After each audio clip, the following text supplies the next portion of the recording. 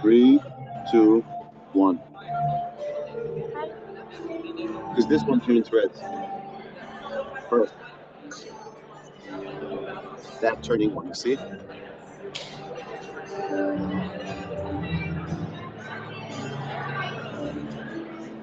Yeah, the other people are going to be muted automatically. As soon as the third person comes into the room, I'm going to set it that the other people are not even seen. Only people who are seen are the people on that camera that I set already.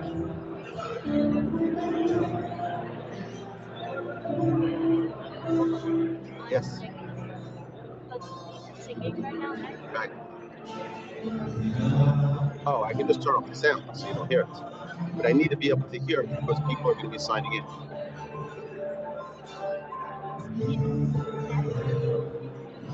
No, because they're coming in through this microphone. You're the host, right? I'm the host. But Lisa is coming through the main mic, through the main sound. Through this mic, it's coming. Not through my phone mic. It's coming through this video. Yep.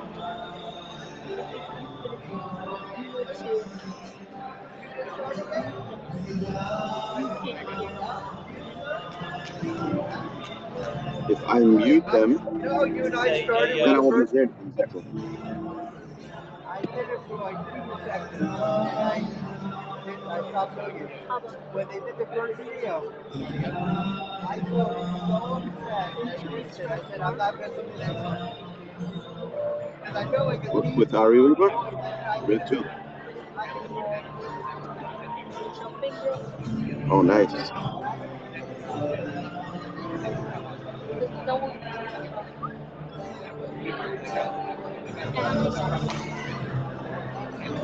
It's up to you.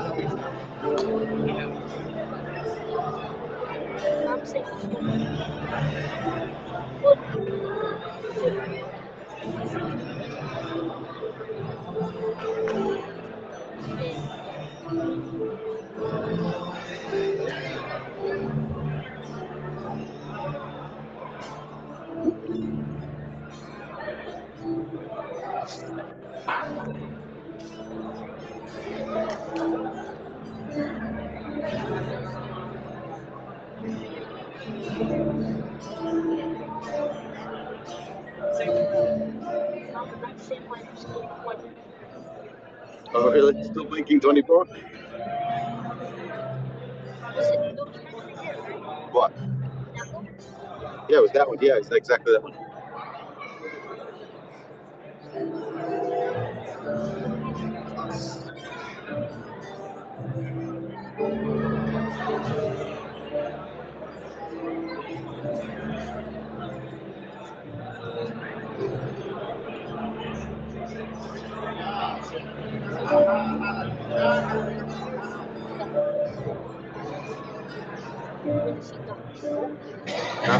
He's not a doctor.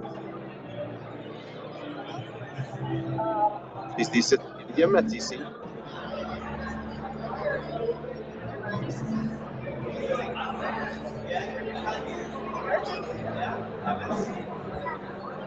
She's a doctor. She's a nurse. She's probably not even a nurse either. She probably just is a physician's assistant. It's a PA. She's the assistant to the doctor. See, she has to always know the next thing the doctor needs.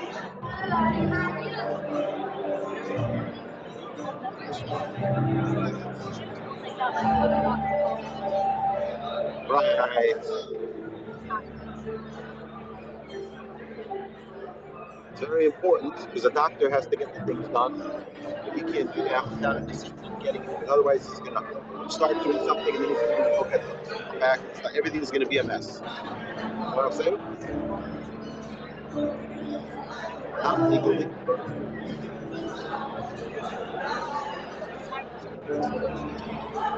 Oh, there's a guy who's another case. You know who did it? Yes, they do. Was an army guy, and you know who gave them the information? Tesla. Tesla has 100 cameras in the car. They had the exact idea of the car. They have the full video footage of the guy. Sometimes it was I was just busy writing, typing, and I had Andy, my guy, type for me tonight. I mean, I was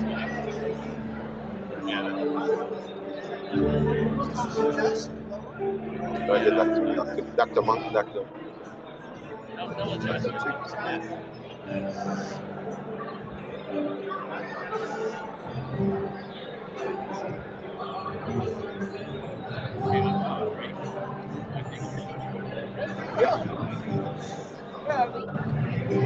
When are you going to start?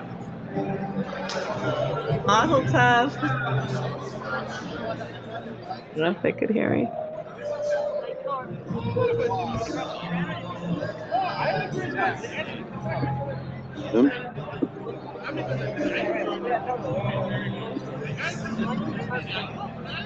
This one, he's all the way down there. That pipe. It's just that parking spot. And she's here too. Yeah, I think it's here. It's there, right? We have a whole pod. But they're there. Let's go. You run ahead. What's the program? Yeah. Right, it's one. Yeah. Have a second.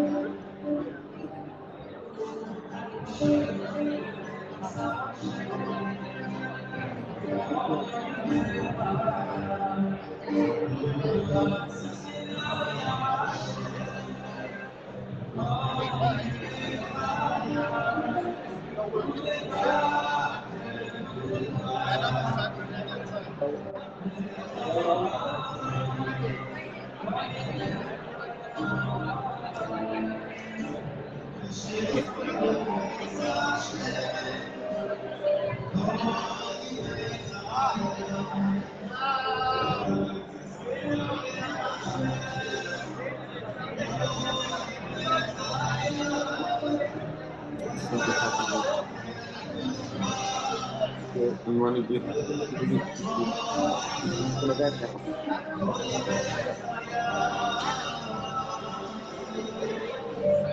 Tell me in English.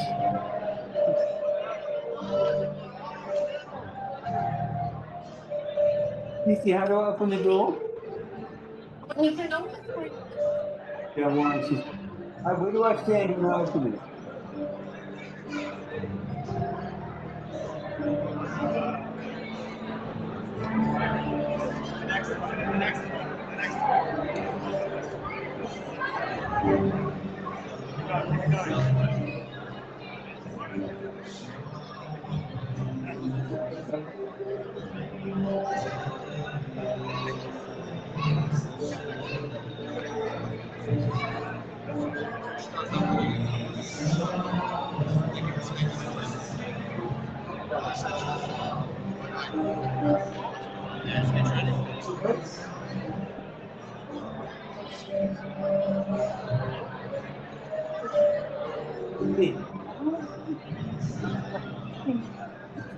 when this rib drop.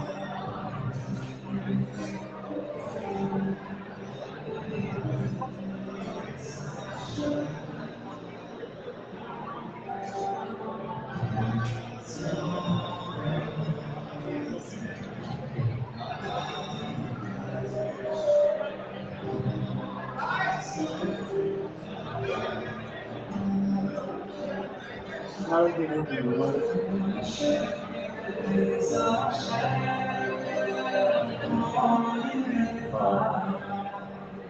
Thank you. Yeah, you're welcome.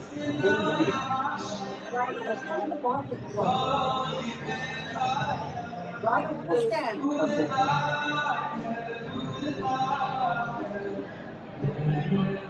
Cool.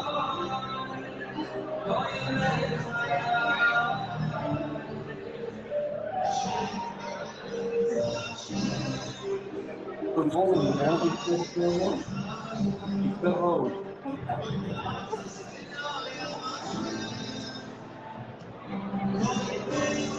Okay, thank you so much. I apologize.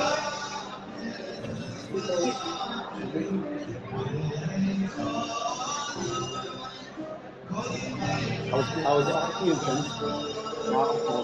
I'm running an event now. The event. I'm gonna have to manage this now. She's like, get me out. Sent me someone, right, who came to my house. Yeah. So I said, okay, I dropped everything. I ran home. I said, Doctor, go with the picture.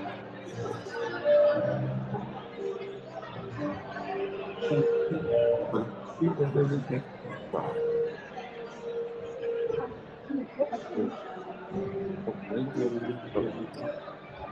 But you can meet her here. Yeah, but because you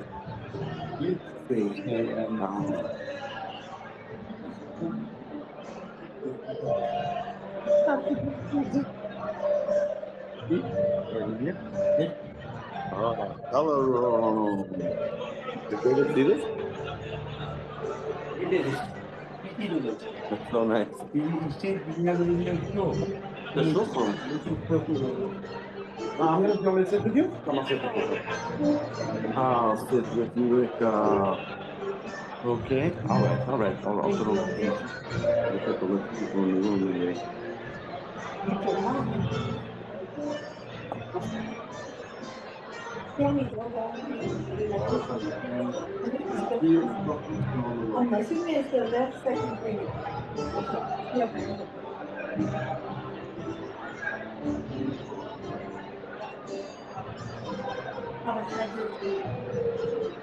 Yeah, you run into you.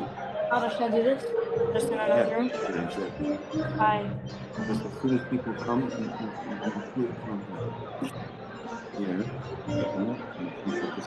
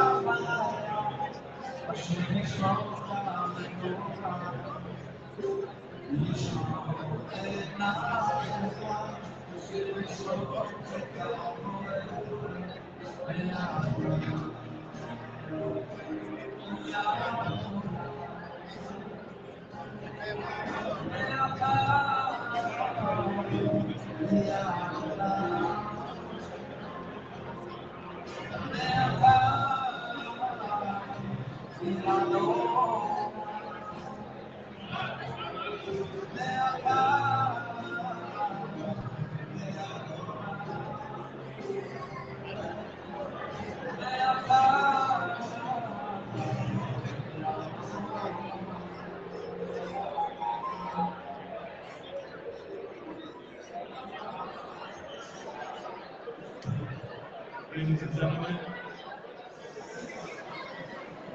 at this point, I'd like to invite all the disciples to please make their way to the stage if they're not already here.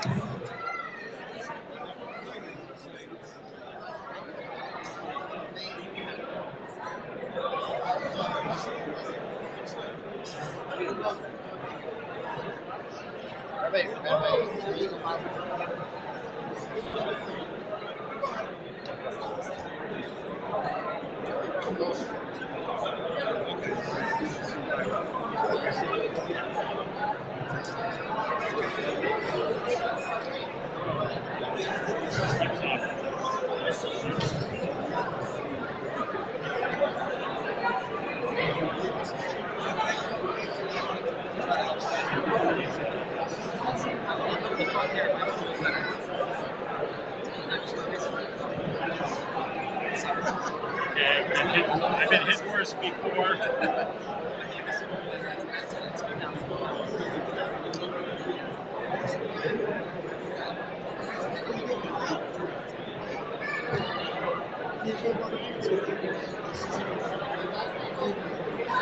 I think it's better.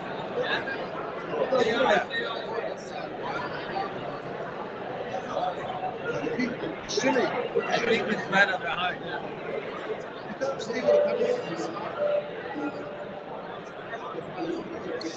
Good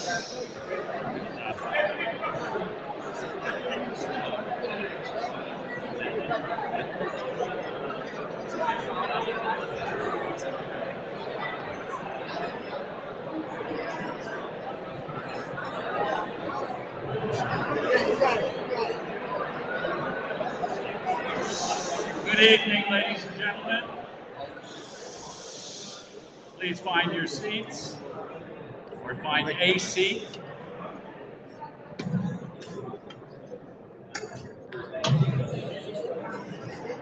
Thank you. Bud Rabbi Wender, our Morad Asra, Rosh Kolel, Rabbi and Dr. Nagel, Siyum, ladies and gentlemen, welcome. First, I would like to express my hakaras hatov to Hashem for allowing us to be here this evening to celebrate a milestone in the history of Houston's Jewish community, the completion of the entire Hashas by a minyan, maybe more, of Houstonians under the leadership of our own Maggid Shir, Rabbi Yaakov Nagel.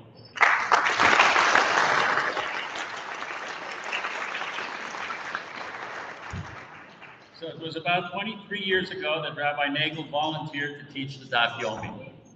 There were many skeptics, but he persisted day in and day out, and we are now celebrating another Siyum Hashas. Rabbi Ezrahi, commenting on the Al Hanisim that we said in Hanukkah, he says, you look at the Al Hanisim that we say in Shemona Esrei and in benching, and we all know about the great miracle, the nace of the shemen. It's not mentioned. We daven 3 times a day, 8 days. It's not mentioned. What is mentioned? Mentioned is that the Yavanim tried to uproot our Torah, and Matisyahu and his sons rebelled. They fought, and Hashem gave them victory. The few over the many, the Chalashim over the Giborim. It happened. Why?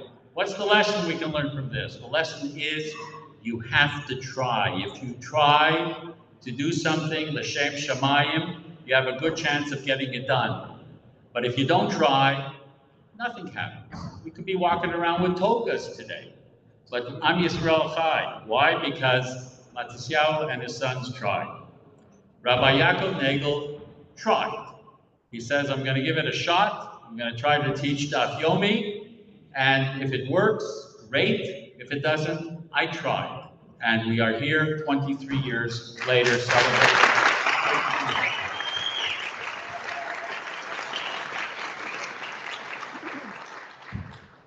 So Rav Shach captures the secret of the survival of Am Yisrael. The Jewish nation, he says, is like a lamb among 70 wolves. There is only one thing that strengthens every Jew. It gives him more power than the most sophisticated weapons, which we are very familiar with nowadays, and makes him stronger than the greatest countries. The Jew who maintains his identity is 1,000 times more powerful than any nation. So what is the secret of the survival of the Jewish people? What is the explanation for this miracle? As long as a Jew does not sever his ties with his Masorah, he is connected to the Tanaim and the great Tzaddikim. He walks and lives with Abraham, Yitzchak, and Yaakov. All other nations can disappear, but the Jew lives forever, so long as he clings to the Torah. Limud Torah connects us with our past generations and our Masorah as well as our future generations. I can't help but feel comforted by the thought that the neshamas of our previous Doros and those that died al Kiddush Hashem are shepping nachis from events such as this celebration of this Siyum Hashas this evening. In Parshas Bechukosai, it says in Bechukosai Telechu, and Rashi says this refers to Amelim B'Torah. So on this pasuk, Rav Avram Twersky quotes the Chafetz Chaim in relation to this. He says, when we complete a Masechta of Gemara, we compare the efforts of those that study Torah to the efforts others expend in other pursuits. We'll hear the Hadran, we labor and receive reward, while they labor and do not receive reward. So what does this mean? Isn't a laborer compensated generally for his work? The secular and general view of labor is contingent upon an end result or a product, and a labor for the sake of labor is futile and by definition non-productive. If you don't produce something really effective, you're a loser.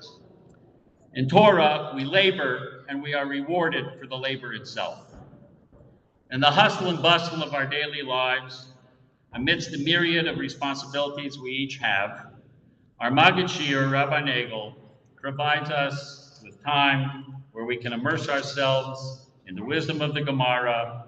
His Shir is not merely a class, it is a source of chizuk for us. It keeps us going. With his profound understanding and clear teaching manner, whether in person or via podcast. I must confess that the last year and a half I've been listening to the podcast because most of the time I haven't been here. Rabbi Nagel brings the daf to life, weaving together the intricate sugyas with insights. His ability to make the complex accessible, the abstract tangible, is a testament to his mastery of Torah and Talmud and his dedication to his Talmidim. In the past decades, I've never seen Rabbi Nagel without a smile on his face. Smile, Rabbi Nagel. He never exhibits anger and treats every question with respect. He is a true master mechanech. We must also recognize the vital role played by his devoted Eishes Chayil, Dr. Sari Nagel,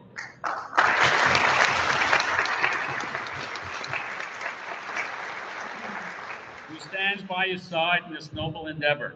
Her unwavering support and sacrifice enable Rabbi Nagel to dedicate himself fully to the Avodas HaKodesh of teaching Torah. She shares in his mission, providing the foundation upon which his success is built. Her partnership is a true embodiment of the concept of Ezer Kenegdo. Together, Rabbi and Dr. Nagel have helped create an environment where Torah thrives, where everyone feels valued and encouraged to grow. The Nagels are committed to the spiritual growth of our Kehillah. I want to also take this opportunity to acknowledge the dedicated Messiahim and Talmidim of the Daf Yomi. Your commitment to completing the cycle is a testament to your perseverance and love for Torah. Each daf learned, each blot completed, is a step in improving oneself and building our Kehillah, our community. Your dedication serves as an inspiration to everyone, demonstrating the power of consistency and the beauty of lifelong learning. May Rabbi and Dr. Nagel continue to inspire us for many years to come, and may we in turn honor their efforts by continuing to learn the Daf Yomi and help fuel the growth of Yiddishkeit in Houston. May we all be zochet to see nachas from all our endeavors and see the coming of Mashiach b'mheira b'yameinu.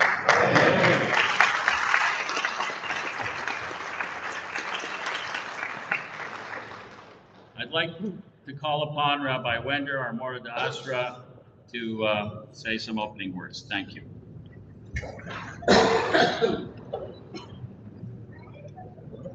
Okay, I of course want to thank Rabbi Nagel and his Eishes Chayil, who sacrificed so much for all these years for doing this. I remember when it was an idea, it was a possibility. I remember Rabbi Nagel speaking to people. I remember Jack Palachek twisting people's arms to get them there to Daf Yomi. And we certainly were hoping that the venture would succeed, and Baruch Hashem, it really has. And this week's parsha, we had the Yehuda Sholach Lefanav Goshen. They sent Yehuda ahead. So the brothers went down to Mitzrayim, so they sent Yehuda ahead to do something, building a base medrash. I've heard multiple shots what the base medrash was. It was a cheder, it was a mesifta, it was a kolel, it was a daf yomi shir, you name it. Maybe it was all of the above. But you know, from the very beginning, the truth is, this is the first, today's parsha is the first time we have a Bnei Yisrael, we have a Klal Yisrael. Until now it was individuals. Now they're coming 70 people, and we count those 70 people And we see this idea that from the very beginning, the foundation of everything is a place to learn Torah. And that has continued forever in that way. So that's this is how important it is for us that we should have this holy place where this is happening. I've noticed lately, there are a lot of cities that are trying to build up their Torah communities, and you see their advertisements, and some are successful, some haven't been as successful yet. It's interesting, I've noticed lately that many of the ads will say, Daf Yomi Shir. That they have a Daf Yomi Shir, I don't know. I'm sure they don't have a Maggid Shir like we have, no question about it. But I found it interesting. If you go back 10, 15 years ago, I don't think you would see that in an advertisement. And I think part of the reason is because Daf Yomi represents a commitment to Torah. And also what happens, and I've seen this over 23 years, the people who learn Daf Yomi, so they might not be what we would call the leaders of the community, so to speak, financially or politically, or whatever the case might be. But when you have somebody who's doing Daf Yomi every day, you have a koach. You have a person who wants more, you have a person who's willing to work for more, you have a person who gets it. After all, Klal Yisrael is about Torah, that's what we're about. And who knows better what it's supposed to be than somebody who's doing this every single day. And I certainly, we look back at what transpired here, and the first class, so to speak, of Daf Yomi, people who might have been already, but certainly became leaders in the community. And more than anything else, they recognize the Hashas of more Torah. And whatever else they're going to build afterwards, that, in a certain way, that Daf Yomi Shir is like the kernel that starts everything. And therefore, these advertisements, the world's probably come to discover the secret. These advertisements are saying, listen, we have a Torah. It's not how many people we have, but we have people who are coming and going Daf Yomi every day. That reflects not just on those people, but it reflects on the type of community that's being built. And for those of you who were here 23 years ago, we could probably sit here all night and make comparisons between what was then and what is now. Absolutely astounding.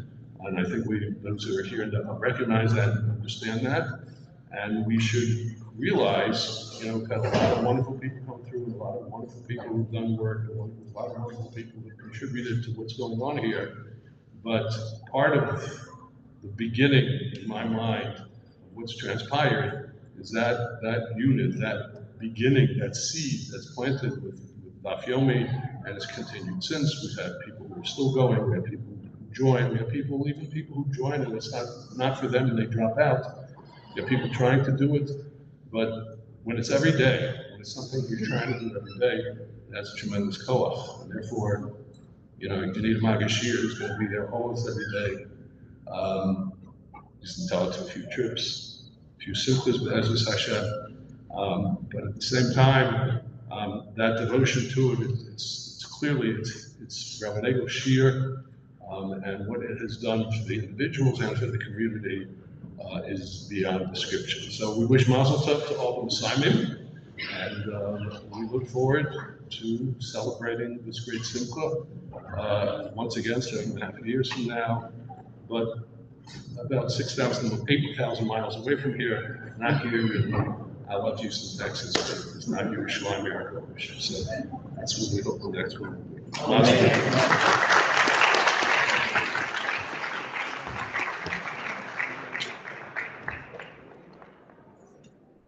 I'd like to call upon someone who is one of the initial Talmidim in the Daf Yomi group.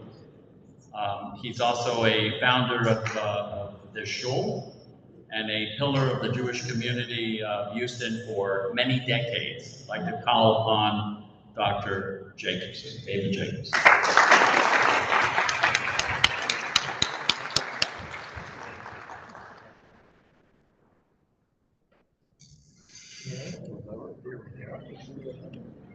Good evening, everyone.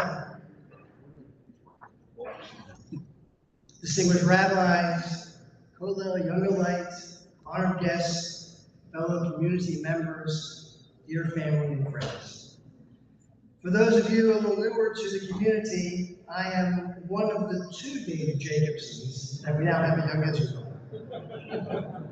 I'm the older one with the gray hair, and he's the younger version with a little less hair, but all the energy in the world. So, my fellow David Jacobson.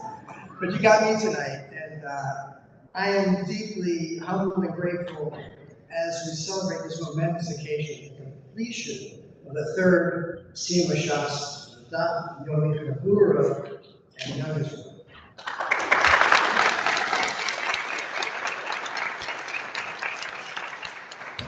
This incredible journey spanning 22.5 years is not just a testament to the dedication of those involved, but it's also very much a testament to the profound growth and support for Torah learning in general in our community. At the center of this achievement is our beloved Market Rabbi Yaakov Nagel.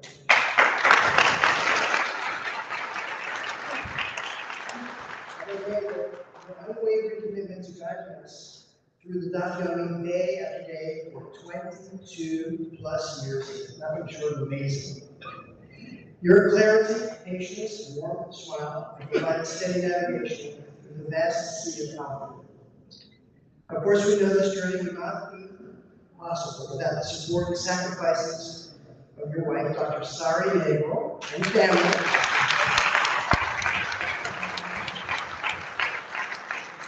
Sorry, the entire Nagel family, thank you for sharing Rabbi Nagel with us and for your immeasurable contribution to this ongoing sacred endeavor. The countless hours that he is devoted to preparing and teaching for hours we realize you could have spent together. Your generosity has enabled all of us to grow in our Torah and weakness, and we're deeply grateful. Thank you so much. Thank you.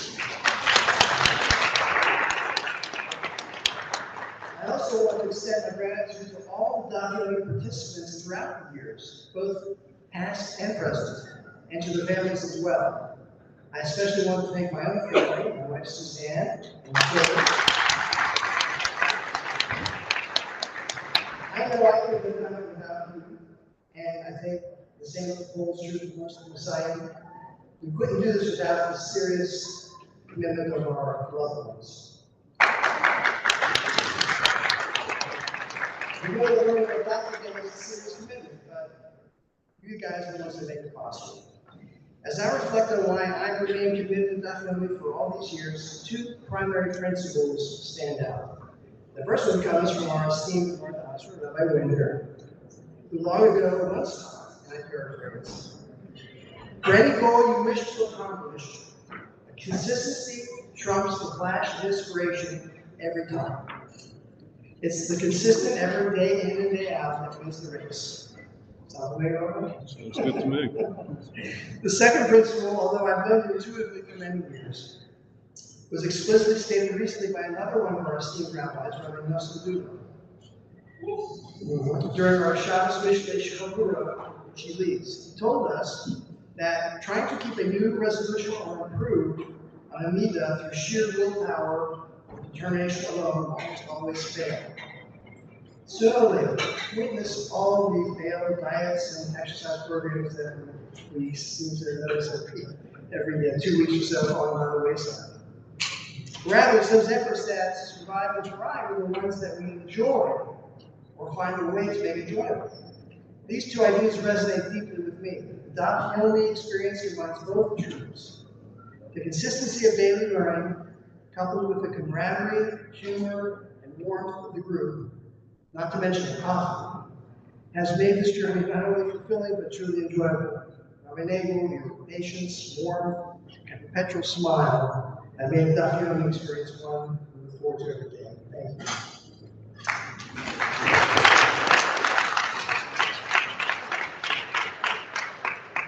Now, a few of you here tonight may remember that I also spoke at our first Daf Yomi Siyum Hashas that we celebrated some 14 years ago. At that time, I shared a story about a family reunion that I attended in 1996 in Pittsburgh, where my father's family settled after arriving from Lithuania around 1900. It's a story I believe that bears repetition tonight. At that gathering of my extended family with several hundred people in attendance, I realized that I was probably the only one in the family at that time who kept kosher and showed Hashas. Moreover, I was probably the only one in the family at that time who ever seriously opened the Gemara in any way. I knew that our family wasn't religious, even in the old country. But now, for the full that we had been in the US for 130 years at that time, the situation hadn't changed. It dawned on me that it just might fall on me to preserve my family's connection to Torah and mitzvah. Understandably, when the opportunity presented itself to join the Yomi in 2002 with Rabbi Nagel, well, I was all in.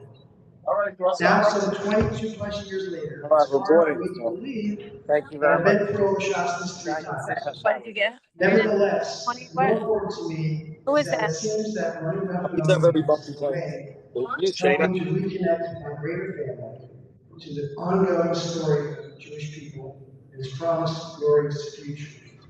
Tonight, I'm grateful not only for the completion of Hashas once again, but also for the hope that our family will always be a part of and connected to that eternal story of the Jewish people.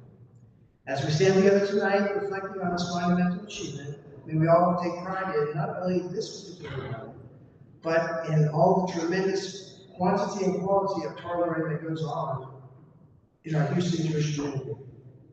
May our collective learning and dedication bring not just to our families, to our community, and most importantly, to the Rebbeinu Shalom. In the merit of that learning, may we all be so worthy to see the coming of Mashiach, inherit the Menu, to celebrate again together as one. Thank you all for coming tonight, and Mazel Tov to everyone.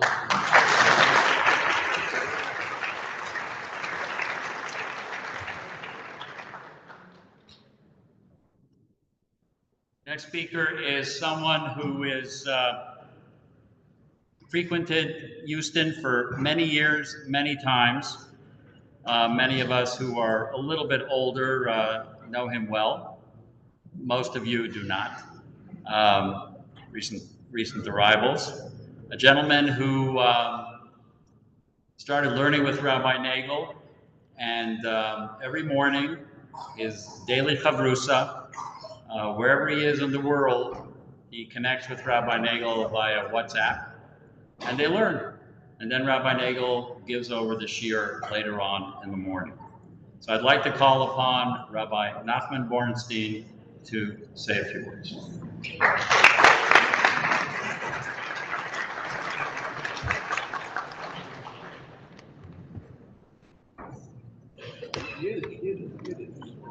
Yiddish. Okay.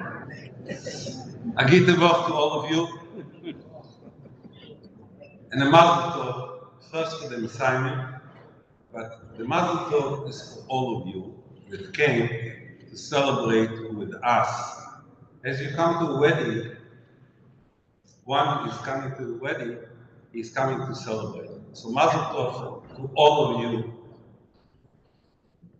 Bershus, the Mora Asre, Rabbi Wender, Bershus the Rosh Kohen, Rabbi Littman, and most important for this evening is Rabbi Nagel that give me personal what he is giving. Said in Tehillim, Oy Hashem b'chol be'oy b'fi b'soich rabim ha'olem. I am here to thank the Rebbeinu Shalom first, what he did for me by connecting me with Rabbi Nagel and the whole community of Young Israel of Houston.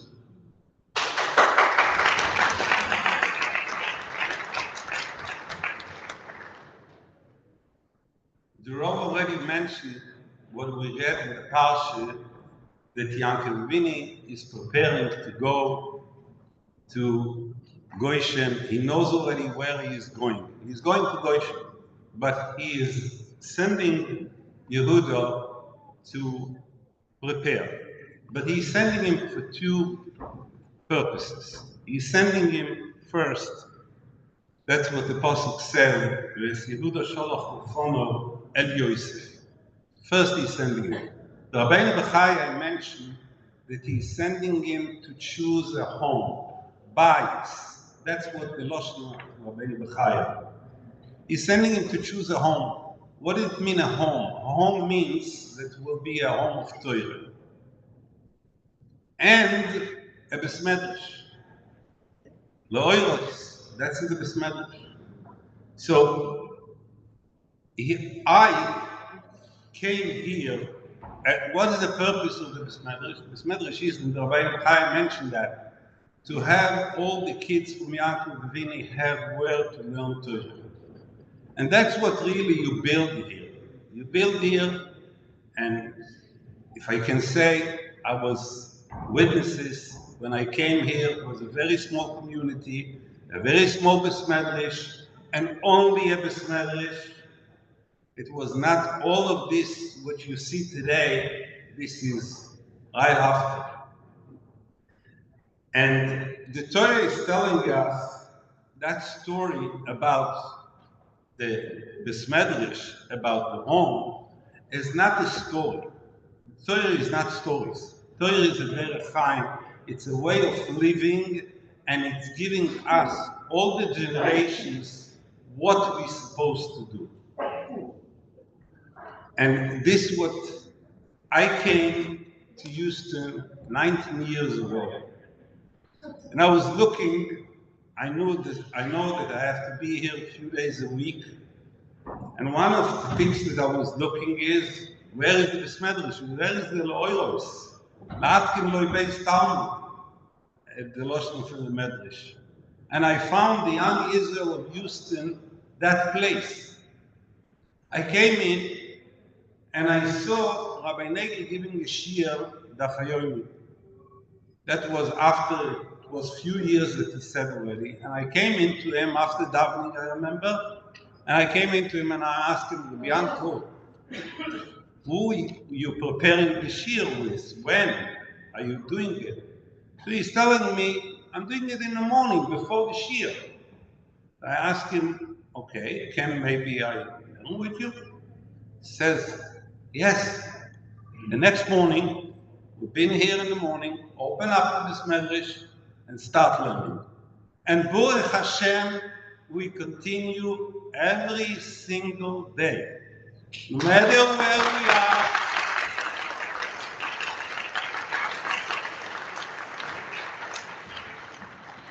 we are, no matter what condition, if it's a chasana or any other event, we are in the morning. That is the koyach of Rabbi Yankel, giving us the power to learn, and day in and day out, no matter what. And this is the biggest koyach that I can give Rabbi Yankel. And you, the Messiah of the Daf Yomi, that give him the courage to learn again and again and again and come and say the shiur.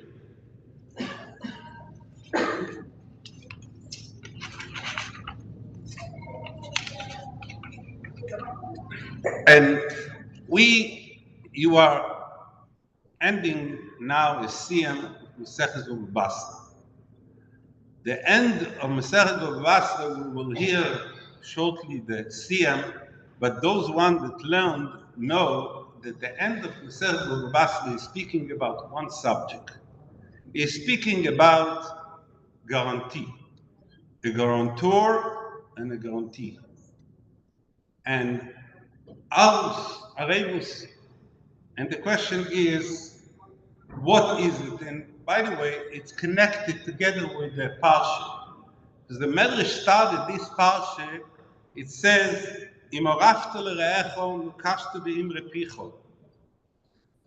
and so these two, the Siyum of Masechet Bava Basra, which this is the Siyum Hashas of this community, and the parsha comes together.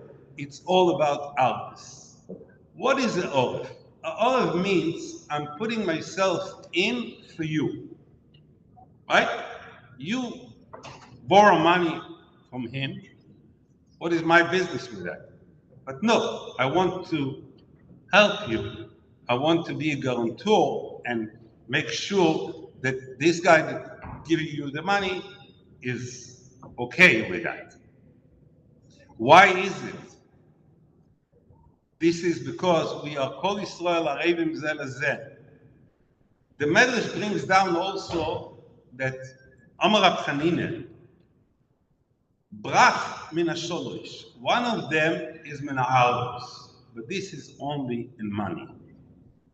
But to do a favor to somebody, which this all what you do here, you are Arevim Zeh Lezeh in Rochnius, in helping each other to finish the Shas and to learn and to build such a beautiful community. I am an outsider in that way that I saw as it started and where you are here now. You have a yeshiva. I remember when I came here, it was the academy. Their kids were learning. Today there is a cheder, there is a psyankin, there is a seminar, there is a koilel, there is a lot. So we all hope that in Yirtzeh Hashem, the next Siyum Hashas will be in Yerushalayim HaKodesh, b'meheiru b'yimei Omer.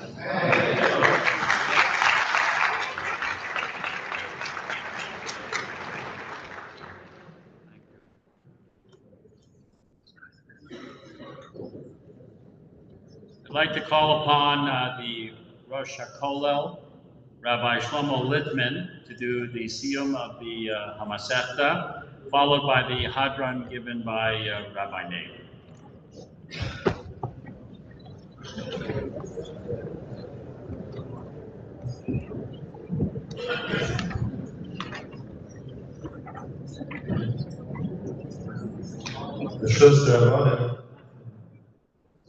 Thank you to Rabbi Nagel for honoring me with finishing the Masechta. I feel a little like the New York Marathon had a problem. I think they got on top of it about 25, 30 years ago, where people would start the marathon and then they'd drop out and they'd take the subway and get lunch and then they'd come back, a few blocks from wherever it ended. They'd slip into the stream and come running and they would win. So I feel a little hesitant about coming in the last 2 and 3 lines of Shas, of Baba Basra, even Baba Basra itself. But Rabbi Nagel's the boss.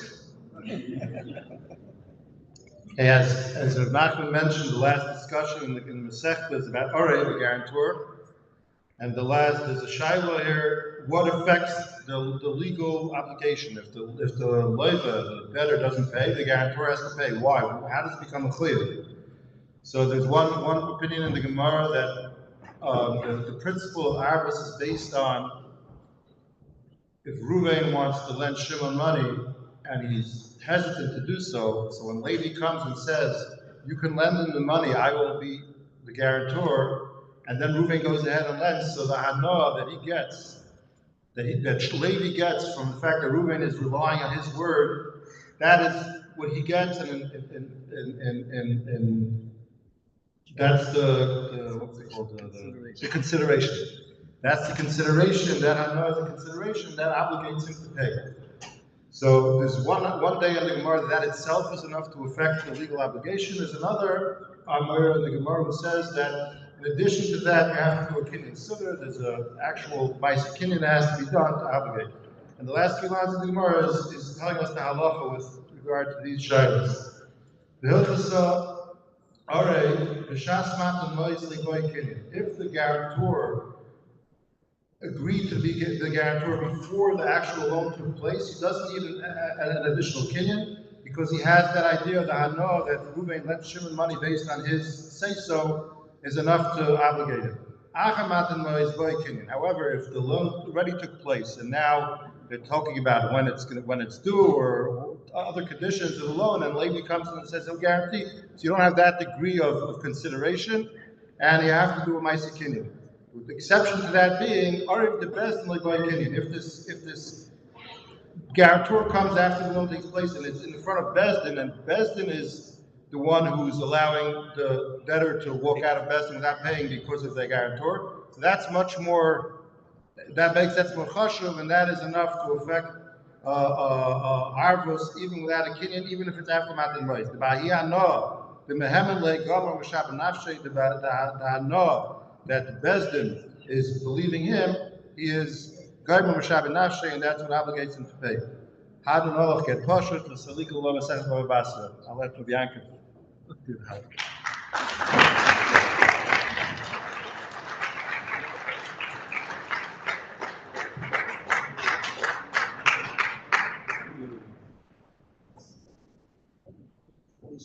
Before I begin the Hadron,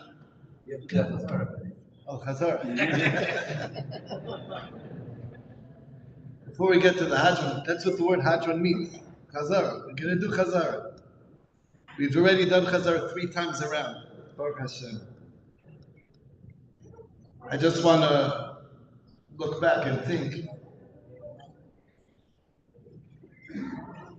22 and a half years, June, somewhere around June of 2002, we started a shir. And I'm looking back, and we brought into this world, my Rabbis and myself, 3 beautiful children in those 22 years. They're already not children, they're big. We were also zeicha to marry off a child and have, Baruch Hashem, 3 grandchildren in the same 22 and a half years. I've gotten older. Just this year, I lost my mother, and I hope that she is looking down. It's not easy to make a mother proud sometimes, so I hope so. I also want to express special course of Tov to this Aksani Shalter over here. This community of Houston that produces people that want to learn Torah. It's not so easy.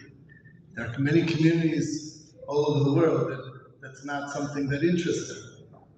But here there's a drive, there's a draw, there's a pull. So how could you not? How could you not step up to the plate, so to speak? Also, this evening took in the past, there were Askanim, we had 2 other Siyum in Baruch Hashem, and there were other people that dealt with it. This time, somehow it fell onto me, and I'm not cut out for this. Much better, put me in front of a Gemara, I'll find what to do. But to set up tables, not my thing, not so good at it. And Baruch Hashem, there were many, many people, too many to mention, were mishtatev, well, put it together, help make this happen. And it's a tremendous expression of Kabbalah Torah. And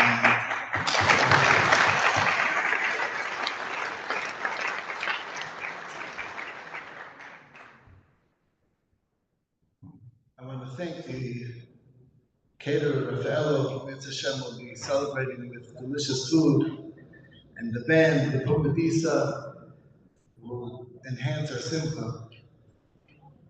And everyone here, everyone for coming out tonight to celebrate with us and give us that chizuk, because it really does work, it helps. It gives us that strength to continue. It's something that's every day. These are the events that keep us going, that give us that chizuk. So we'll read the Hadron. Whoever wants to say it with me is welcome to join me. Hadron Allah. Meseches Bava Basra. Shisha Sifri Mishnah. Bava. Shaz Bava. Hadron Chalom. Titan Allah. Meseches Bava Basra. Shaz Bava. B'Daitan Chalom. V'nis Nishemina. Meseches Bava Basra. Shaz Bava. V'Sis Nishemina. V'Avam Aden V'Avam Nasi. Hadron Allah. Meseches Bava Basra. Shaz Bava. B'Daitan Chalom. Titan Allah. Shaz Bava. B'Daitan Chalom. V'Nis Nishemina. שהסברנו בסיסטה של מינור, מדע מודל, מדע מדרסי.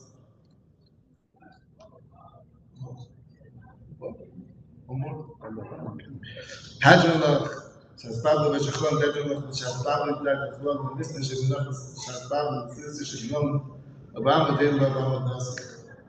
hier רוצים לפניך, אדוני אלוהינו, בסדר שתהית לבוסו, בסדר בלמזה, בסדר מונו בלמבוא.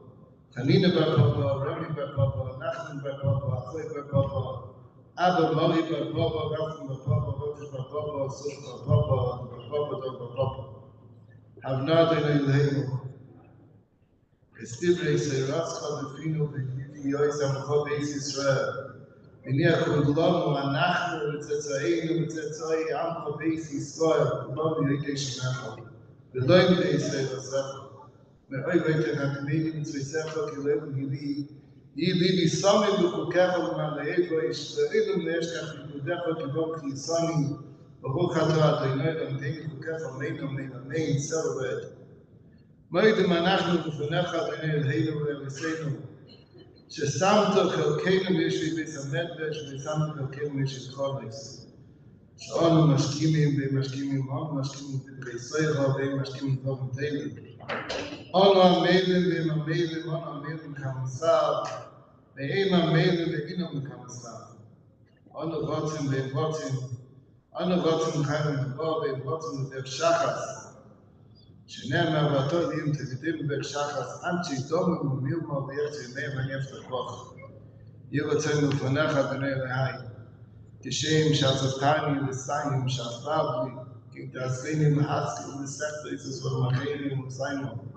ללמוד ולמי לשמה ולעשת ולקיימס כל דברי סלמת עזך באהבה, וזכוס כל התנועים והמבואים וסלמידי חכמים, ימי בלי לזרי, שלא יתומו שהתאר מפיו יזהר עם זרזר ידוידו, ותזכאים בי וסלח לך תפרסוך, ושוך בך תשמור עליך בקיצי סויסי שיחך, כי בי ירבו יומך ויוסיפו לך שני חיים, ערך יומים ימינה בסמד של חבוי, אדוני אוי ולא ייתן, אדוני יברך את אמוי בשלוי.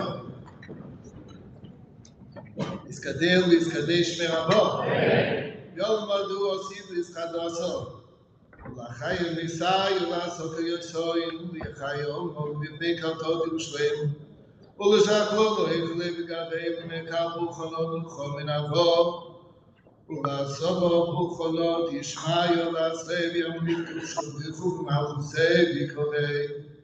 וחיי חוי וביומי חוי ובחיי כל בית ישראל מעבלו זמן תוכים במקום בי. היי רב מבורך לעולם ובפני פח.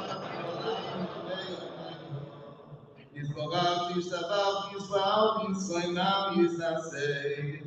יסעדו, יסעלב, יסעדו, שמי דגוצ'ה בדחו. לילה, מנקול בחוסה ושירוסו, ושוחוסה ונחמוסו. תמירום יולמוד, יברום אמן. על ישראל ועל כוונות תלמידי אוהים וכל תלמידי תלמידי אוהים. ועל כל מנוס, כמי חייסודי ועצמודי, ודי בכל עשה ועשה. יהי אלוהינו בכל שלום הרב וכינו וחסדו ורחמים וחיים וביכם. זינו וביכם וכל מן קודם אבויני בשמיו ואבוים אמן. יהי שלום הרב משמיו וחיים טובים עלינו והכל ישראל במרו אמן. ויעשה שלום במרומו ויעשה שלום עלינו והכל ישראל במרו אמן.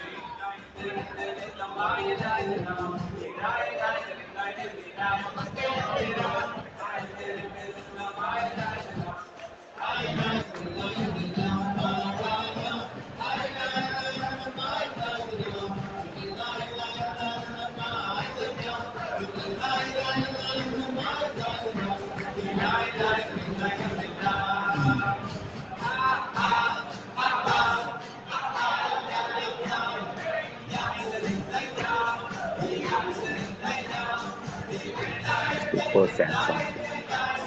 Really? Yeah. This is Yeah. open and It's like a tablet, yeah. Or you could keep it like this. So it's a regular phone, okay? what? Samsung what? Fold. Fold. Fold what? Fold 6. The 6th version. My phone and that's what Apple wants to do. Yeah. Apple wants to make. Well, this is their 6th fold. Their 6th iteration. 6 years they've been doing fold. Wow. I'm still behind. Well, Google has a fold also. They have a few years in fold. Wow. They're at the fold 2. The six combined has what? I always wanted the bigger screen, but I also don't want my phone to be too big. 50 B'Beis Hashem. Do you know these songs? You realize that if they can figure out how you can open it up like this, and then open another one beside here, you basically get the tablet. No. Well, Huawei has a triple fold, so it folds. There's just one additional, and it's 3 panels, and it's way better because right now this has a flip here, and then it's sort of a little. Then you turn that over, and now you have a screen here, right? And it didn't really make too much sense. They have one that's a triple, so you open it up, and then it's really quite massive, but it's not as. I don't think it's better use one. Samsung's next version will probably have that triple fold. Huawei.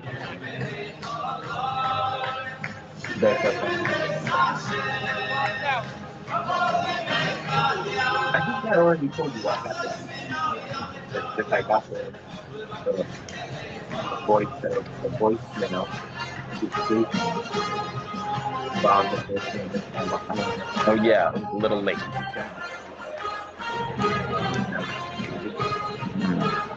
But you don't. You could always check your voicemail app and see the voicemails you got. Oh, I see. So it wasn't just a notification. It wasn't even a voicemail that showed up. Yeah, but that could be your phone provider, right? Doesn't necessarily have to be the actual hardware. It could be the phone.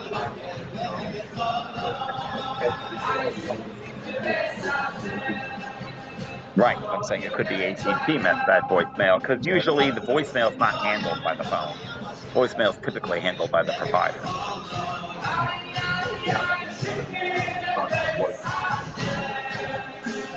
Wow, that's well, they have a band. Do you really miss being there? I think he would have appreciated it. Well, I mean, listen, Houston's not bad.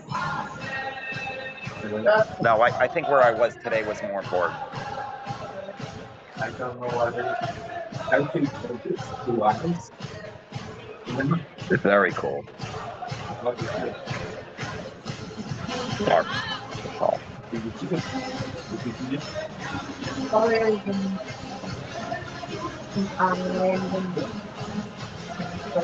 Oh, right, because I know I see numbers. What is 400?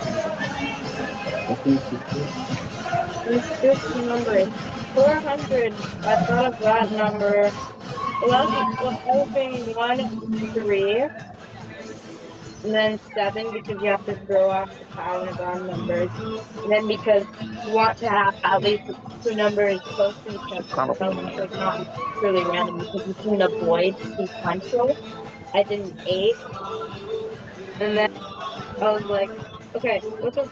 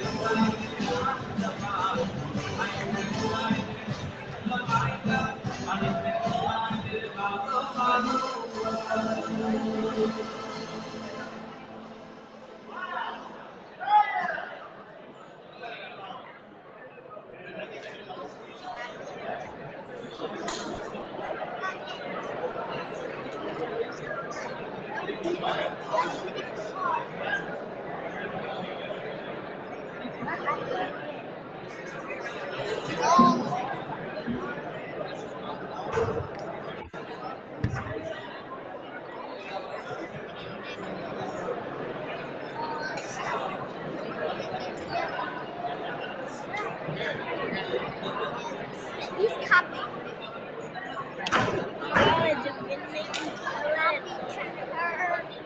Yo, how you doing?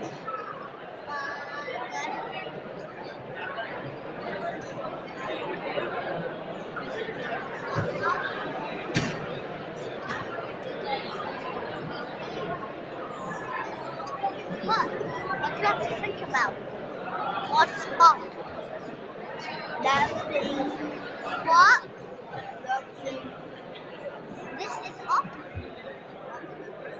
What? This is up. No, this is not up. This is down. That's why it's called come down. Instead of camera, it's called come down. See, it says come down. Yeah. Oh yeah, it says come down.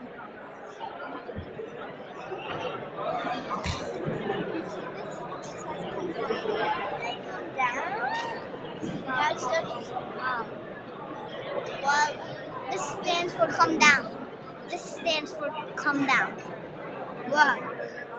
R-E-C-E-N. Look, it says R-E-C. R-E-C stands for this, for up, come down. R-E-C stands for come down. Look, it says R-E-C. That stands for come down. You know that, right? Brother. I don't know. I should get through the video.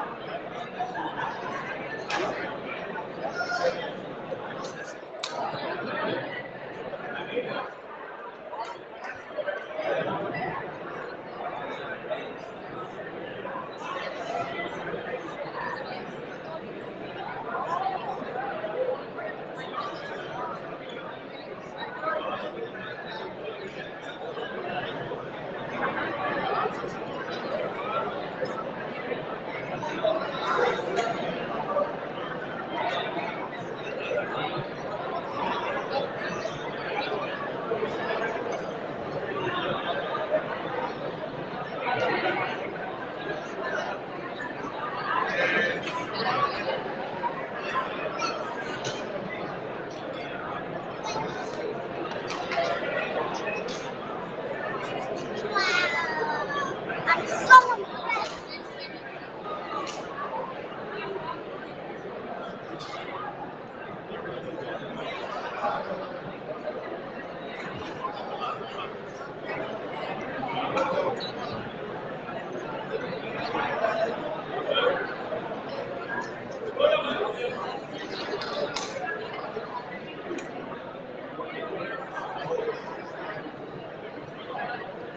Go ahead.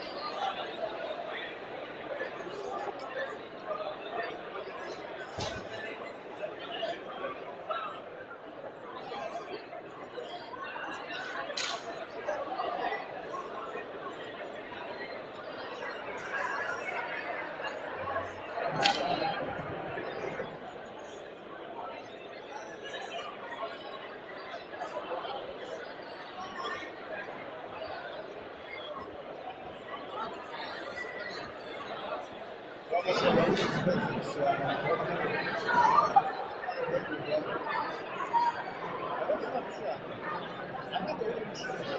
now, we have to plant the seeds.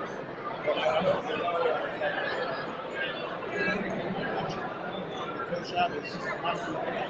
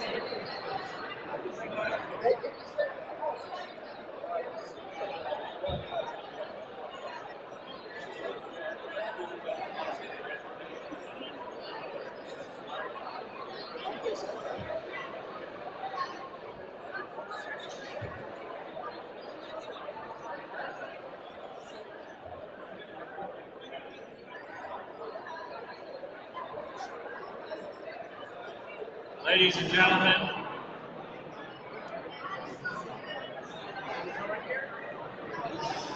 ladies and gentlemen,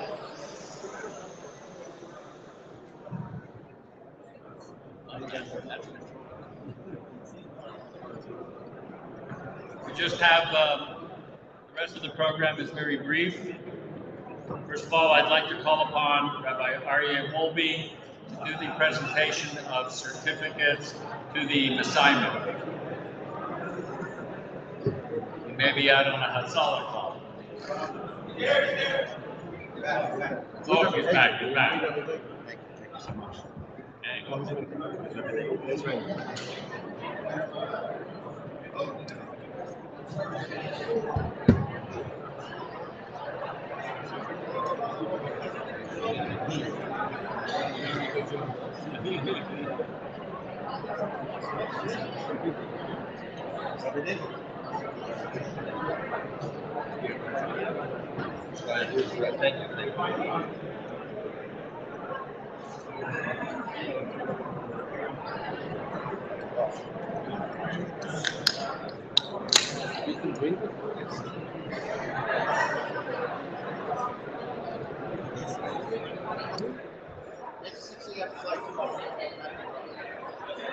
Right, good evening, Azubah, the Shus, Kol Rabbonim, Kol Messiahim, Kol HaKol HaKadosh. It's an honor to be included in the Siyum Hashas, the third Siyum Hashas in Houston.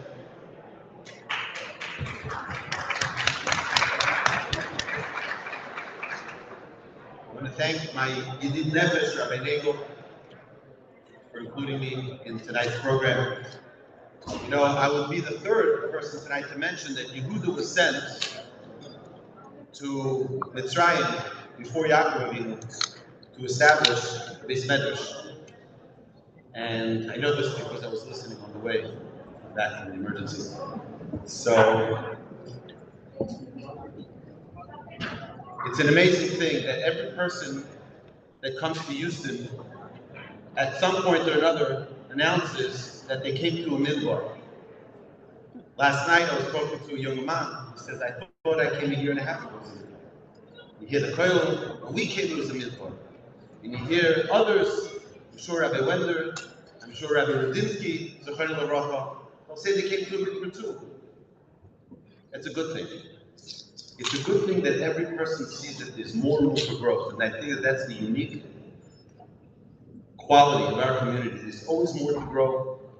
And Be'ez Hashem will continue to grow. Be'ez Hashem, the future generations will think that they came to a midbar, and they'll continue to grow. Be'ez Hashem. But I think the most important part is when you have the Asar Batlanim. And although there was a kollel back in 2002, but there weren't Asara Batlanim sitting and learning every single day with the Daf Yomi. So Yeshakayach to all of the Messiahs. I'm privileged to have the certificates from the Agudas Yisrael of America. And I would like to first present to Rabbi Yaakov Nagel your certificate.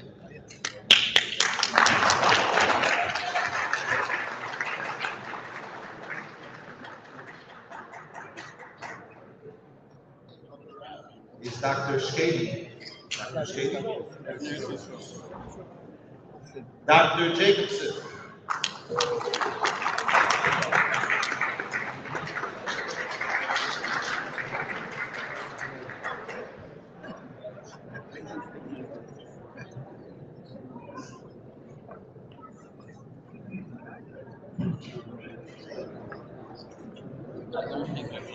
Dr. Monk.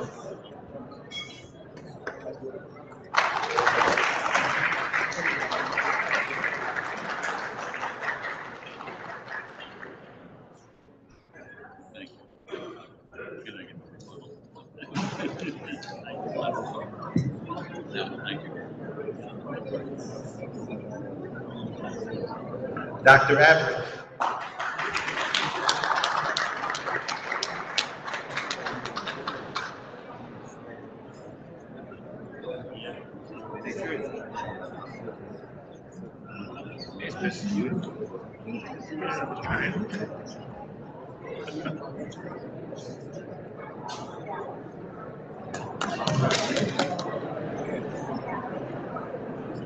Sandra Haraski.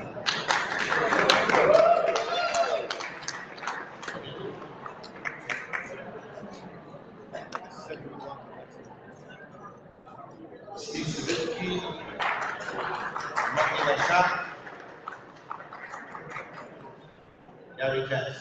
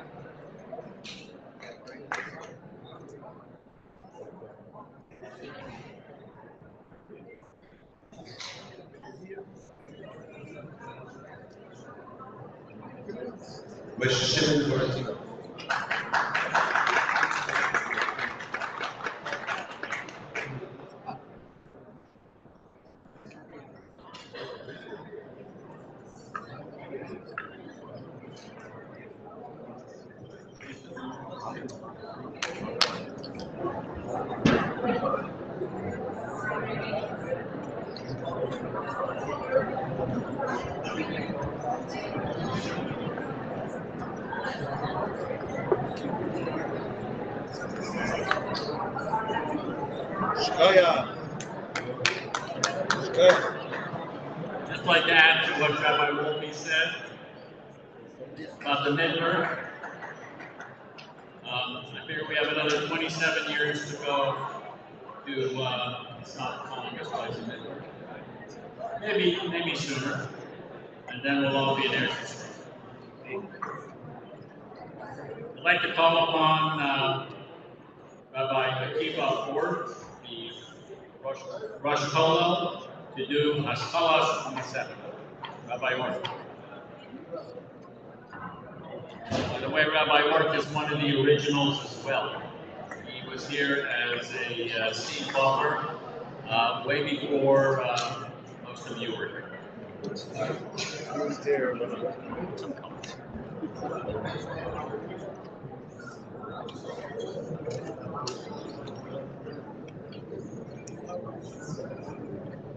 As far as the beginning of the Seventh Sanhedrin, following Rabbi Nagel's quest to tie it into the event, it seems that 3 is the big number. And this is the 3rd Siyum Hashas of Houston. And the Rambam, when he's explaining in the Psicha, in Hagdoma, to the Shisha Mishnah, why the 7th August comes right into Sanhedrin, compares the way a dayan has to be, which is what the 7th Sanhedrin is all about, to a roifei bachur, a very well-versed knowledgeable doctor. That does seem a little bit apropos, at least in the very beginning of when the Daf Yomi Shir started. At that point, 22 years ago, it was very much a doctor's community. Still have doctors, but there's a lot more too. And the three original from the first group, which followed through to the end, the first Siyum, that I was pleasure to be present at, was Dr. Monk, Dr. Jacobson, and Dr. Shkady, who's in Eretz Yisrael now. So we have the Bishloisha in that group. But it would be remiss if we wouldn't mention that when we're talking about three, and talking about Houston back then, there's another trio that's here today that is definitely quite responsible for the very beginnings. And of course, this Daf Yomi, which was the original, it was called a mini Kril when it started. Rabbi Lipsky came to Torah Kril, was not here, but there was Rabbi Nagel, Rabbi Grossman, and Rabbi Yacobi.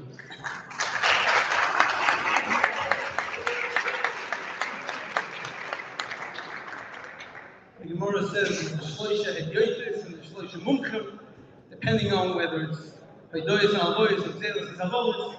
So we can choose, we can distribute, they can argue over who can be the Hedyotis and who has to be the Mumchim. Rabbi Nagel, of course, started this Daf Yomi. We can't leave out all that Rabbi Yacobi and Rabbi Grossman have done for this community. And Rabbi Wender mentioned earlier that he suggests that the tremendous growth of the community, especially since the Kotel came to town, is really a result of this Daf Yomi Shir. So I want to expound on that a little bit. I want to elaborate just that point. Bring it out a little bit. It seems to be the theme to talk about the pasuk in this week's parasha of Ves Yehuda Shalach Lechono. But and everyone is quoting that Tanchuma that Rashi brings, the Sakin based Talmud Shemishom Eitzei V'Ro. But Rabbi Kamenetsky, that Algov explains that the way we know it's a base Talmud is because V'Ro can only come from Talmud. Someone who paskins B'Torah HaMishnah is in the Valley of you need Talmud to pass. In other words, the Torah in the Talmud is in its form that when we learn, when someone attaches to the Gemara, he has the lifeline. He has the Torah's form in how it goes into, in the way that it goes into a person's veins and keeps a person alive. Tosfos, and brought down the Halacha in the Ramos, says that the chiyuv that every yid has every day to be mishalish, to split up his day, his available hours of learning Torah, time-wise in three, Mikra, Mishnah, and Talmud, we are mekayim through learning Talmud Bali. There's a Sefer HaItim, which is a kadmon, it's quoted by Tosfos, and Brachos of Yud Zayin and Beis.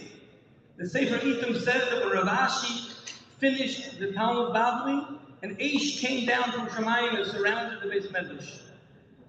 The Talmud, the Gemara, is the way a person attaches to the Torah in the format that keeps a Yid going. And 22 and a half years ago, when Rabbi Nagel started this Daf Yomi Shir, it was the last summer I was here. And I remember very clearly, every summer, after focusing on how beautiful and wonderful it was and how accomplishing it felt, but one thing hurt, which was that in the entire city, there was no Gemara Shir. Rabbi Wender gave whatever he could before davening, an hour before davening the Shabbos, and give a shir. In those days, it was not Gemara. I think it was Shach Shmaitz, if I remember correctly. Tried to give some iyun.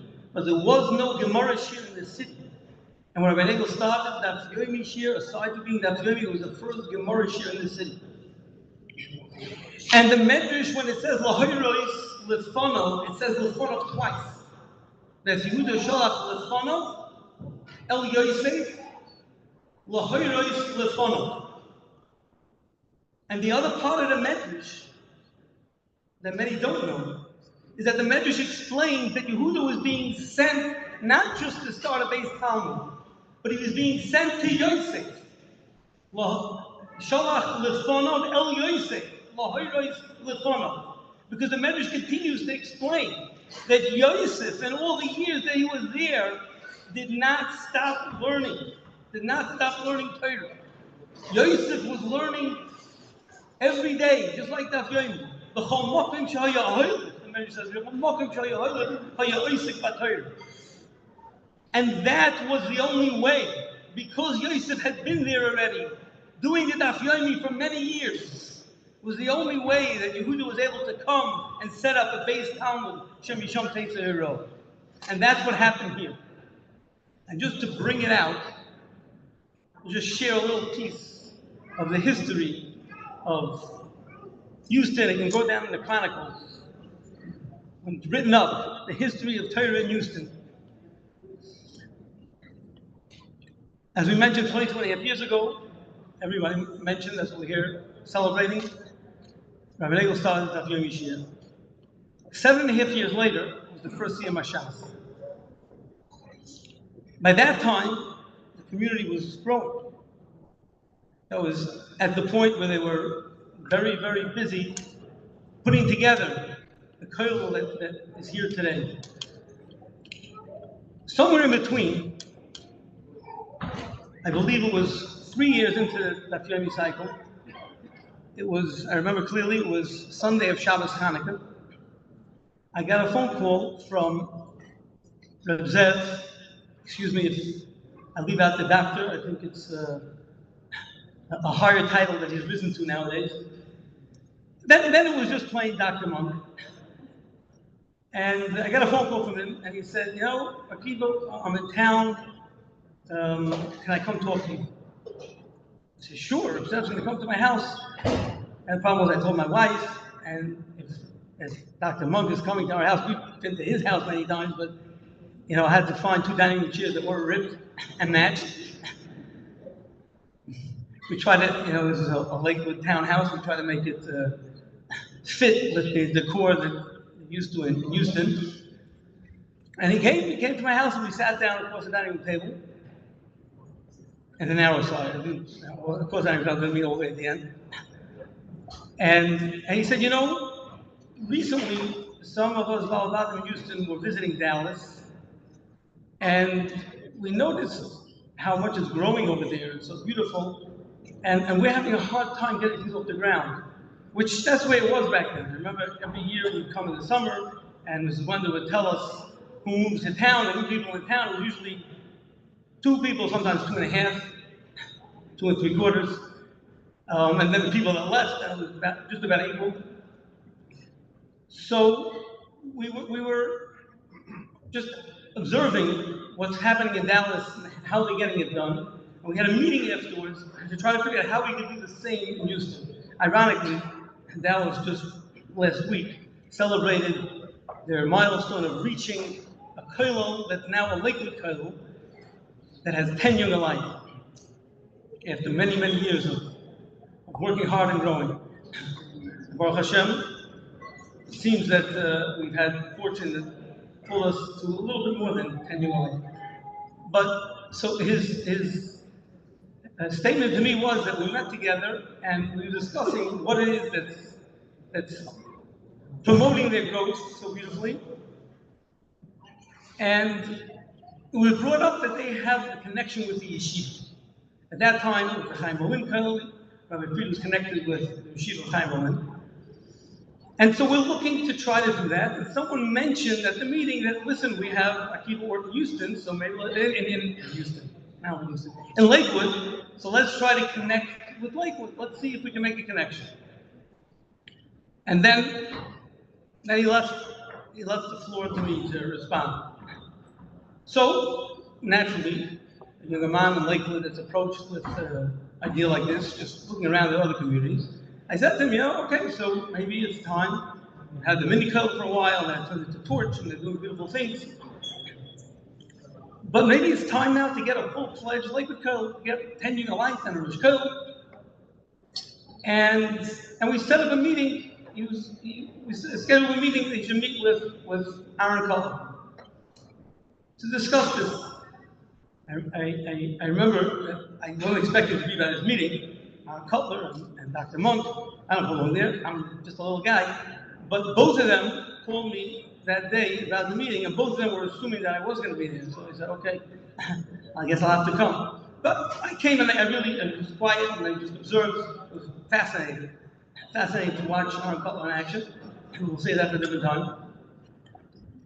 But one of the parts of the discussion that came up, many different topics were touched on, but one of them, it actually started by discussing exercise, but he was bringing out how you have to be compulsive. You have to be compulsive. If you want to get something done, you gotta be compulsive. Daily, you do it every day, and if you miss, you gotta make it up. And this is 3 years after Rav Zev had started his Yomi and saw how in Limud HaTorah you have to be compulsive too.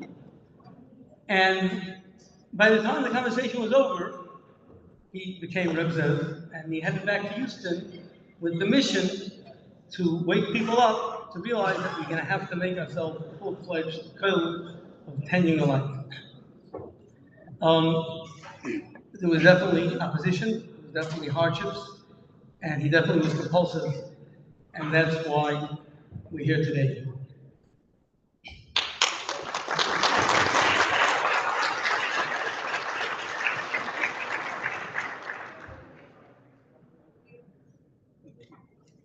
Just to end off, the past Messiahim were addressed, the current Messiahim, the past Monday Dafyomi were mentioned, the current Monday Dafyomi are definitely being addressed.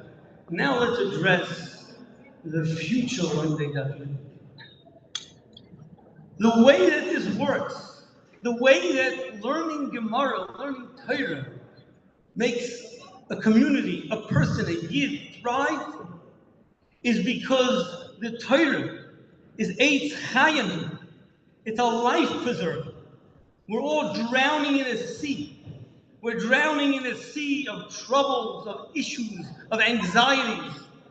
And it just gets more and more turbulent as time goes by. And the Torah is an Eitz Chayim. The Metzias, the fact is that the Torah is a life preserver. And a life preserver works to save a person as strongly as you clutch to it, as much as you realize that this is my only life preserver. That's how well it works. And being compulsive and learning Torah every day, learning Gemara every day, not letting a day go by without attaching to the Torah, without grabbing onto this Eitz Chayim, this life preserver, is the only way to clutch, to grab onto it in a way that it'll carry a person through, and it'll bring life to us and everyone around us. And Baruch Hashem, to date, there are so many other options. You know, when we talk about where this community has come to, one of the biggest milestones was, if you noticed in the beginning part of this program, there was probably 50% of the audience was standing room only. In all the years in Houston, that never happened. Now, I don't know if it's because there was always more room, there was less people, or it was planned out more thoroughly. I remember hearing from Mrs. Wender how she was by an event in Lakewood or New York, and there was people standing and it wasn't set up for enough seats. That's so terrible, we'd never do that here. Well, that's why it's a big milestone. And the truth is that this beautiful milestone of becoming a community, that the Siyum Hashas of Daf Yomi is a lot less of a big deal than it was the past two times in people's perspective, is only because this Daf Yomi brought about so much more Torah that's happening in the city. And the variety that there is for every one of us to find what works best for us, to learn Gemara, to learn Torah every single day is phenomenal. Whether the Iraitza Chabura works for you, whether the morning kollel, morning Balabatim kollel works for you. The night, many of the various different night kolim, the Kinyan, Masechta Kabura, there's so much available. Eitz Chaim Hilam Nachazikim Bo. Let's every one of us raise our level of commitment to Torah. Every single day with something more that we're doing until now, because the harder we grab onto this Eitz Chaim, the more it's a Nachazikim Bo, the more we grab onto it, the more of an Eitz Chaim it is for all of us. We should be Zoycha, the Korah, to see the Chaim that we're all waiting for with Umola Arzeach Hashem Kamayim Yom Achaf.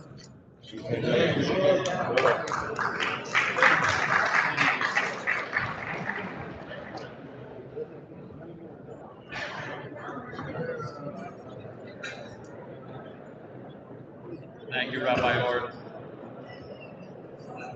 I'd like to call upon the Rabbi of the Young Israel, Rabbi Bochwald, to give concluding remarks to this evening. Rabbi Bochwald.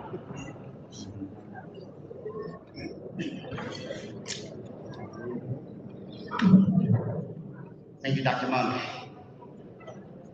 Thank you for all of you that are still here. Thank you, Renego, for this opportunity.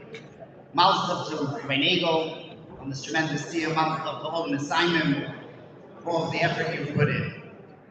Now, as the last speaker, it's always very dangerous that some of the people may have quoted the Maimar Chazal, but Baruch Hashem, I didn't have that. They may have stolen my speech.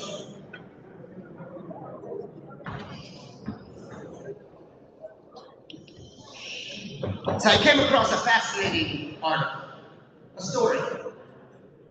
My wife's great-grandfather, Shapsi Schoenfeld, was one of the leaders of Agudas Yisrael back in Europe before the war. And he was a prolific writer. And he wrote an article about the founder of the affiliation of Meir Shapiro.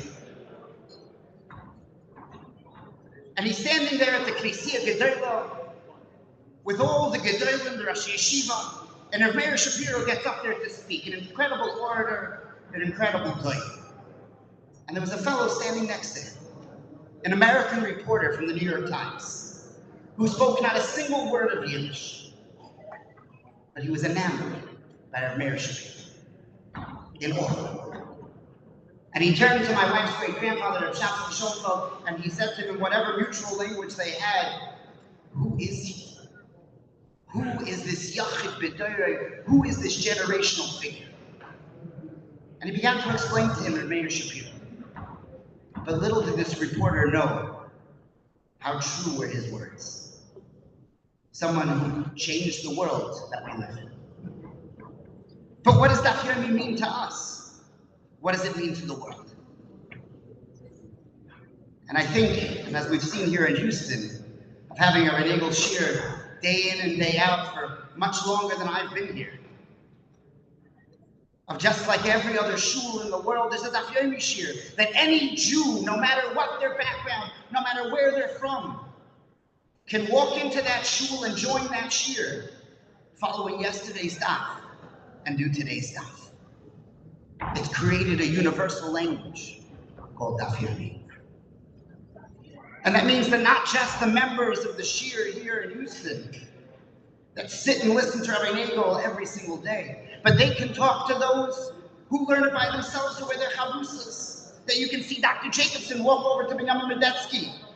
You can see Sandra Arafti walk over to Avi Metchik, Gary Katz, walk over to David Weiler, to all the various people, because we speak the very same language, Daf Yomi.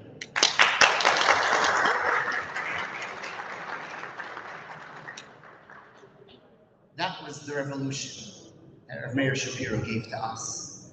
And although we had no children,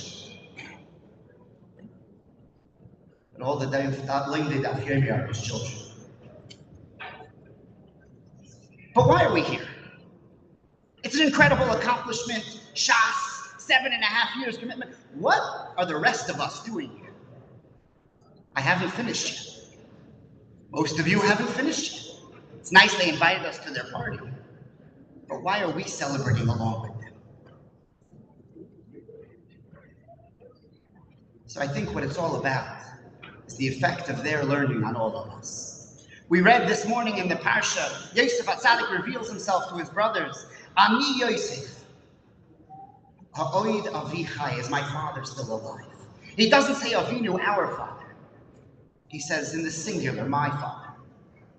And maybe it's because of the special relationship Yosef had, different than the rest of his brothers. He was different. Because Rashi tells us Yosef was the Ben Zekunim, the special one, the one born to Yaakov at an elderly age. It explains that everything that Yaakov Avinu learned in the Beis Medrash of Shem Ve'ever, he taught to Yosef HaTzadik. This was not just a father-son relationship. This was a relationship of all of the Torah Yaakov Avinu had that he gave to Yosef HaTzadik. That's the kesher of Torah. That's the effect of Torah. That's what Yosef Ha'oid Avichai is, that's still alive in me. And when you sit down and you learn the Gemara, and I walk by that room and I see the fire of Torah burning on Rabbi Nagel's face, sharing that daf with his students, with all the members of the Daf Yomi, they're connected to that very same connection that Yaakov Avinu gave to Yosef HaTzadik. That connection to Torah. Like the Piazetzner Rebbe writes, that when you sit and learn, HaKadosh Baruch Hu becomes your Chavos. When you walk by that room, you see the Shekhinah. But what it means for us is when those members of the Daf Yomi go home and they see their spouses and their families, they bring that Shekhinah into their houses and they share it with them. And not only are they uplifted, but their families are uplifted. And not only are their families uplifted, but every single person in this entire community is uplifted right along with them. And maybe that's why we're here. Because we bask in their glory, in the hashpah, in the effect that they bring to all of us. And that's why we're here to celebrate. The effect of what they show us. But I think there's another element. And I don't know if everyone else has this thought, but I walk by just about every morning and see this Daf Yomi shir. The Daf Yomi room, as Rabbi Nagel has given for years. And I walk by and I see professionals and I see people who have better things maybe to do with their time. People who could be doing other things. People who should be running or could be running to the office. But they take the time day in and day out without fail to learn a Daf Gemara, that universal language. And I say to myself, B'chol, if they can do it, you can do it. Hillel Mechayev es ha'aniyim, Hillel shows the poorest of people that even if he could do it, they could do it. And when you walk by that room and you see Dr. Monk and Dr. Jacobson and Dr. Averick and all the members of the Daf Yomi, and you see them doing it, finding the time every single day of every single week of every single month, we learn. We don't miss. I don't care what's going on. Then we can do it too. And Rabbi Nagel with his Daf Yomi are mechayev all of us to learn every single day of every week, of every month, of every year. And in turn, we speak that language of the Daf Yomi, the effect that it will have on us, on our families, and on all of our community. And Be'ez Hashem, Rabbi Nagel and its lead should continue to be Lilmoy, the Lamed, Lishma, Velasas, Lakaimis, Poltibre, Salmatin, Sefa, Bi'aba. And we look forward to celebrating another Siyum Daf Yomi in 7.5 years.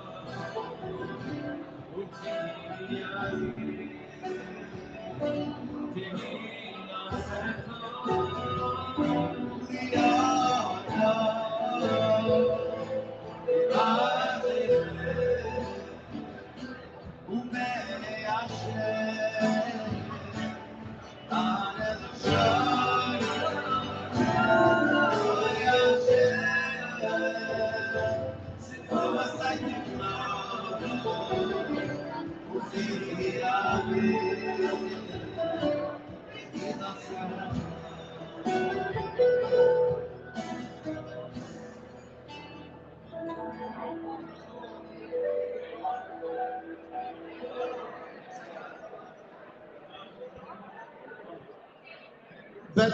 We're gonna bench now.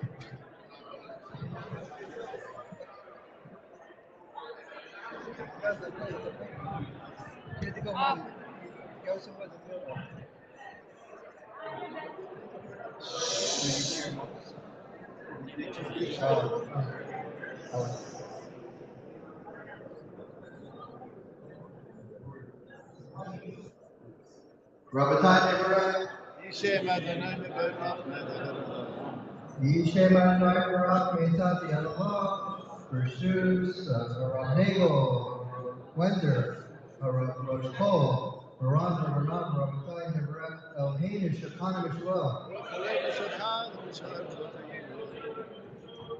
Baruch, Elhainu, Shekhan, Mishua, Tu, Vainu, Baruch, Adonai, Elhainu, Melcholam, Azan, Etom, Kufur, Kufur, Kufur, who knows and not kind of cover keep it along, Hasta, who to go idle, Tabi Lobson, we are some Mazam, we along by, worship, love Hagado, he away on the corner, suppose, who may be from home, and he Mazam, the Bore, God, and Shebara, Baruch, Adonai, Hazan, et Apple.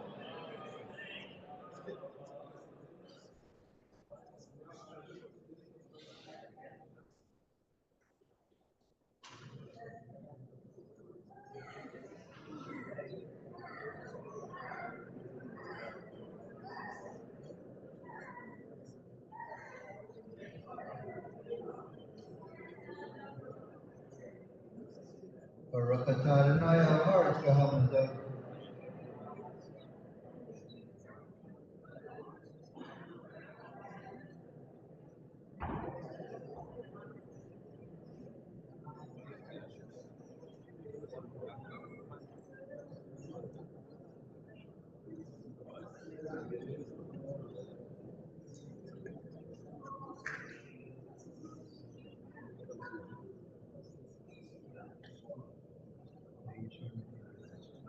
Baruch Adonai, Baruch, come on, you swine on me.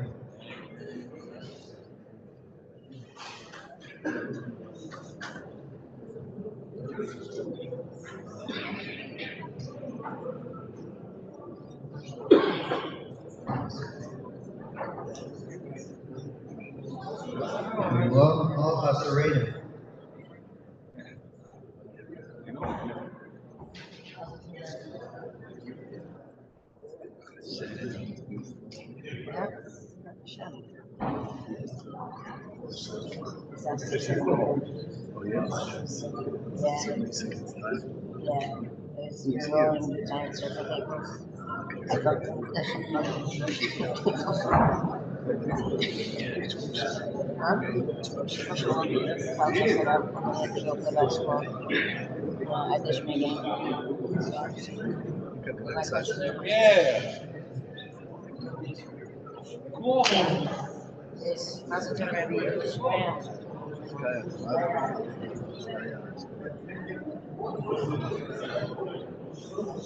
I have something for you that I need to give you from Rabbi Dairy. Oh, you, Brett. Amo you. Amo Bachelot.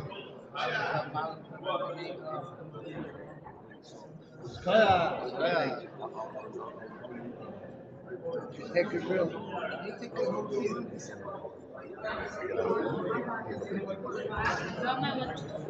Okay, I'll take it. Yeah.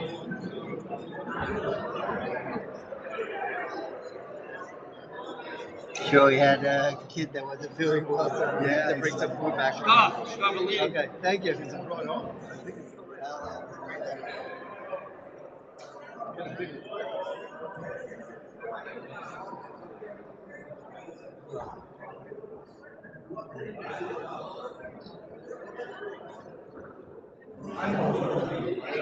Hashas.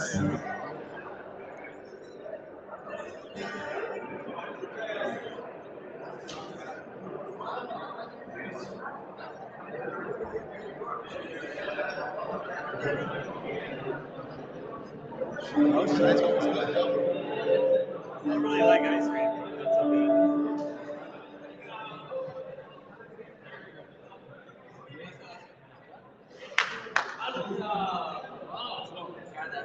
Pump it up again. Let's go. Turn it around. Okay, come.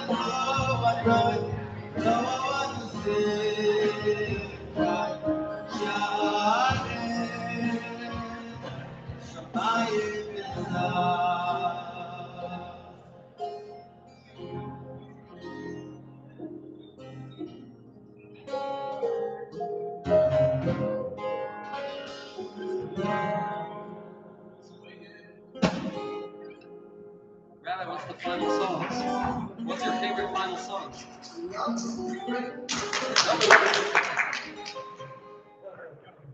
What song can we sing for you in honor of the third round? One to choose. What should we choose?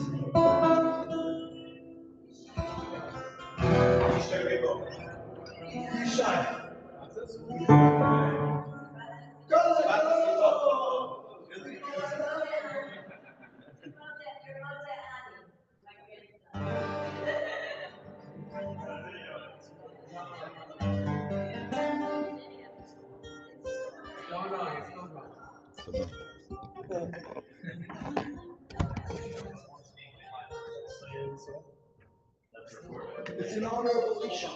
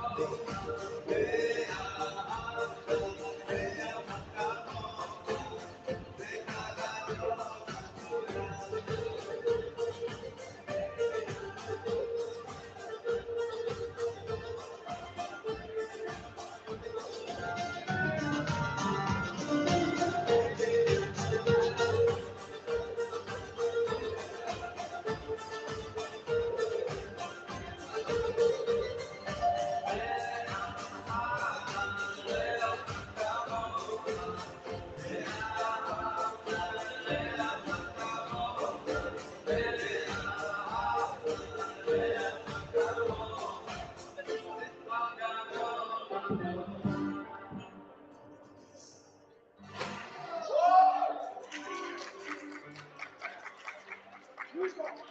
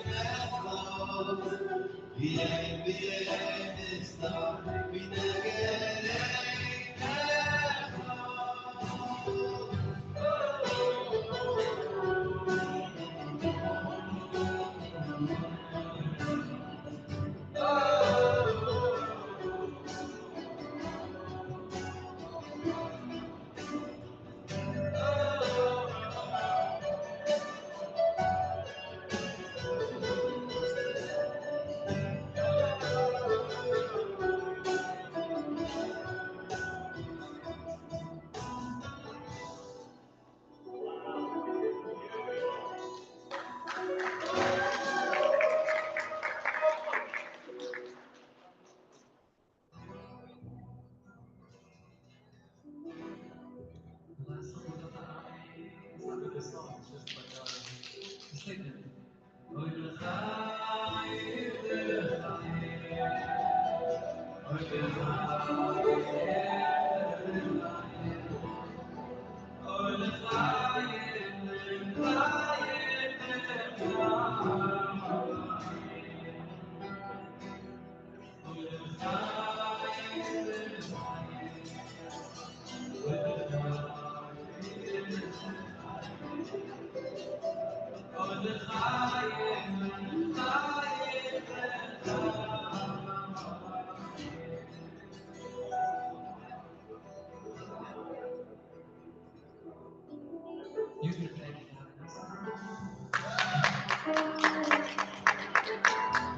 you for showing us what a beautiful community can be. We're going to try to bring that back to New York. If New York is a little bit calmer, a few decibels lower, next time we come Illinois, we'll try our best. Mazel tov, Rabbi. Thank you. Amazing. Thanks for making this happen. Thanks for coming up on us.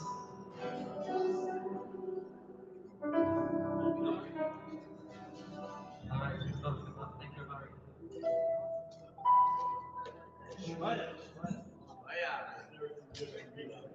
I think it's the sound that's here. That's like